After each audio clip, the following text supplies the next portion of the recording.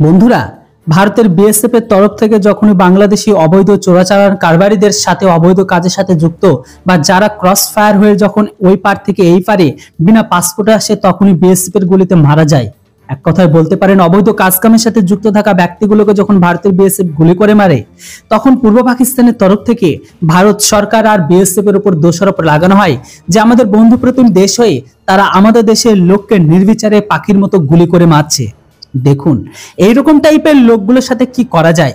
গতকালকে একটি ভিডিও দিয়েছিলাম যে দেশের বেশিরভাগ মানুষগুলো এরকম অবৈধ কাজকামের সাথে যুক্ত, অবৈধভাবে ভারতে ঢোকার অপরাধে তাদেরকে গ্রেপ্তার করেছে।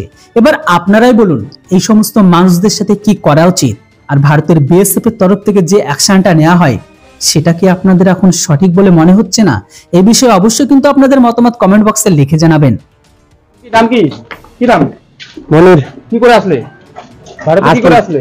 ঠিকাদার নিয়ে এসে কাজ করে টাকা দেবে। ঠিকাদারের নাম কি? ঠিকাদারের নাম হলো জাবির। কি করে ঢুকলেন ইন্ডিয়াতে? ওই ভোটার দিয়ে স্যার। কিভাবে? পাসপোর্ট দিয়ে না এমনিতে? এমনিতে স্যার। কি করতে আসছিলেন এখানে? এই কাজ করতে গেছিলাম। কে নিয়ে এসেছিল? কে? শাহজাহান। কতদিন আগে আসছিলেন? আমি আসলাম 15 দিন হলো। কোথায় ছিলেন এতদিন? কোথায় ছিলেন? নাগরে ছিলাম। কার বাড়িতে? কার বাড়িতে ছিল? ওটা বাড়ির খবর বলতে পারবো না। কি কাজের জন্য আনছিল? ওটা টাওয়ারের কাজে হবে।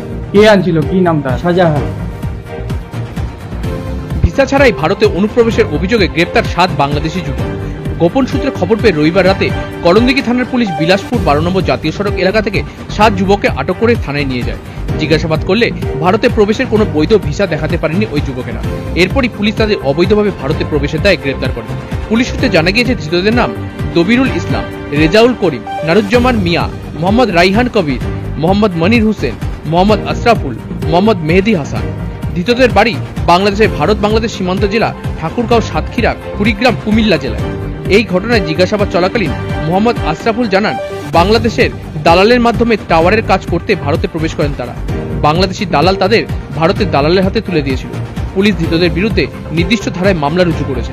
সোমবার ধৃতদের ইসলামপুর মহকুমা আদালতে তোলা হলে বিচারক 14 দিনের জেল হেফাজতের নির্দেশ দিয়েছেন।